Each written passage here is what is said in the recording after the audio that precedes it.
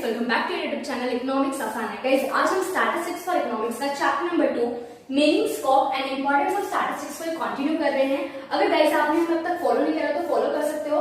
Instagram, Facebook, Telegram, x, WhatsApp पर इनका link मैं तुम्हें डिस्क्रिप्शन में दे दूंगी। गाइस, इससे पहले हम डिस्कस कर चुके हैं कि स्टैटिस्टिक्स क्या होता है, स्टैटिस्टिक्स का क्या मीनिंग है plural sense and singular sense में। अगर वीडियो नहीं देखी है तो उसका लिंक मैं तुम्हें डिस्क्रिप्शन में दे दूंगी। सो गाइस, स्टार्ट करते हैं आज की क्लास। आज हम डिस्कस करेंगे कि स्टैटिस्टिक्स के क्या फंक्शंस हैं।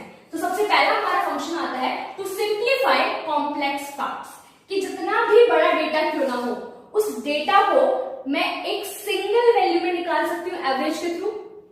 ठीक है, तो स्टैटिस्टिक्स का यूज करके मैं कॉम्प्लेक्स फैक्ट्स को, कॉम्प्लेक्स डेटा को क्या कर सकती हूँ, सिंप्लीफाई कर सकती हूँ। मीन, मीडियन, मॉड, कोरिलेशन, इन सब का यूज कर सकती हूँ। एक अंडरस्टैंडेबल फॉर्म में मैं कन्वर्ट कर सकती हूँ कॉम्प्लेक्स डेटा को, ताकि वो इजीली क्या हो जाए, समझ में आ जाए। देन आता है हमारा second function to present fact in definite form.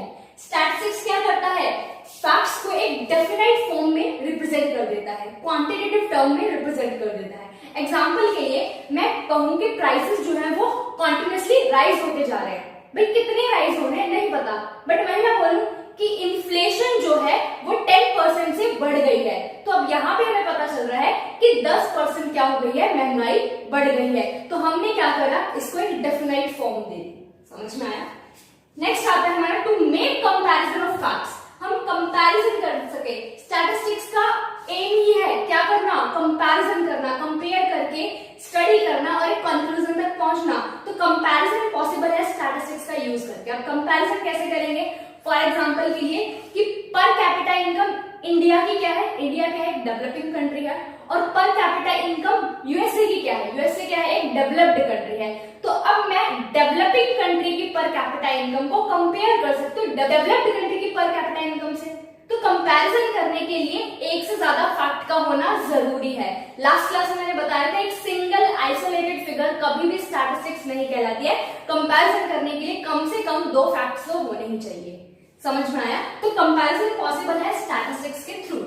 Then आता है to facilitate planning and policy formulation.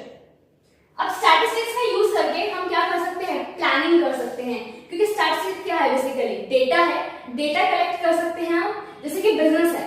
अब बिजनेस किसी को स्टार्ट करना है तो सबसे पहले क्या करेगा, वो टारगेट ऑडियंस से रिलेटेड डेटा कलेक्ट करेगा।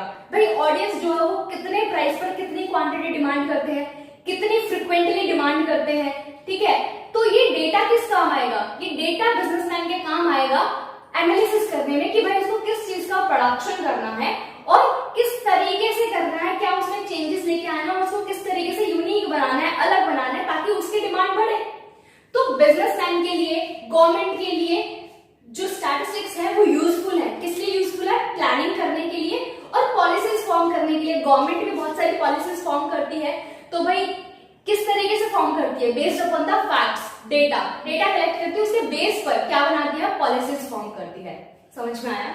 देन आता है हमारा 5th point two help in forecasting. Forecasting का मतलब होता है प्रेडिक्शन करना। फॉर एग्जांपल के time series analysis. Time series analysis क्या होता है कि ईयर वाइज हम क्या कर रहे हैं, एनालिसिस कर रहे हैं, डेटा कलेक्ट करके उसका कंपैरिजन कर रहे हैं, स्टडी कर रहे हैं। अब फॉर एग्जांपल के कोई बिजनेस कर रहा है, अब बिजनेस कर रहा है तो उसको भी डेटा कलेक्ट करना पड़ेगा कि 2020 में कितनी डिमांड है गुड्स की, 21 में कितनी है, 22 में कितनी है, कम तो नहीं हो गई है, कम हुई है तो उसका रीजन क्या है। ठीक है, और अगले साल बढ़ गई है तो उसका रीजन क्या है। तो डेटा का एनालिसिस करके क्या कर सकता है बिजनेसमैन, अपने बिजनेस को प्रॉफिटेबल बना सकता है। ठीक है, तो इस तरीके से हम क्या कर सकते हैं, फोरकास्टिंग भी कर सकते हैं। देन आता है formulation and testing of hypothesis. Hypothesis क्या होती है, टेंटेटिव स्टेटमेंट होती है जो हम फॉर्म करते हैं एंड देन उसको टेस्ट करते हैं कि हमने जो हाइपोथेसिस बनाई थी वो सही थी या नहीं थी। फॉर एग्जांपल के लिए कि रेलवे का फेयर अगर हम बढ़ा दे तो उसका क्या इम्पैक्ट पड़ेगा ट्रैवलर्स पर। तो हो सकता है कि भाई लोग ट्रैवल करना थोड़ा कम कर दे। तो हम क्या करेंगे, जो भी हमने हाइपोथेसिस बनाई है स्टैटिस्टिक्स से यूज करके उसको वेरीफाई करेंगे, उसको टेस्ट करेंगे कि वो हाइपोथेसिस सही है या नहीं है। समझ में आया। देन आता है लास्ट पॉइंट हमारा to enlarge individual knowledge and experience. Statistics का यूज करके एक इंडिविजुअल की नॉलेज एनलार्ज हो जाती है, क्योंकि हम स्टैटिस्टिक्स जब यूज करते हैं तो हम रीजनिंग लगाते हैं, थिंकिंग लगाते हैं, लॉजिक लगाते हैं। तो ये सारी चीजें हमें हेल्प करती हैं अपनी नॉलेज को, अपने हॉरिजन को एनलार्ज करने के लिए। सो गाइस, ये थे हमारे स्टैटिस्टिक्स से फंक्शन कि कितना भी कॉम्प्लेक्स डेटा क्यों ना हो, हम स्टैटिस्टिक्स से यूज करके उसको सिंप्लीफाई कर सकते हैं, डेफिनाइट फॉर्म में उसको रिप्रेजेंट कर सकते हैं, क्वांटिटेटिव टर्म्स में कंपैरिजन पॉसिबल है, और डेटा का यूज करके हम क्या कर सकते हैं, प्लानिंग एंड पॉलिसी फॉर्म कर सकते हैं, फोरकास्ट करने में हेल्प मिलती है हमें स्टैटिस्टिक्स के थ्रू, देन फॉर्मुलेट कर सकते हैं हम हाइपोथेसिस एंड देन इसको टेस्ट कर सकते हैं, और इंडिविजुअल की नॉलेज एंड एक्सपीरियंस क्या होती है, एनलार्ज होती है स्टैटिस्टिक्स का यूज करके। सो गाइस आज के लिए इतना ही, मिलते हैं नेक्स्ट क्लास में। Thank you.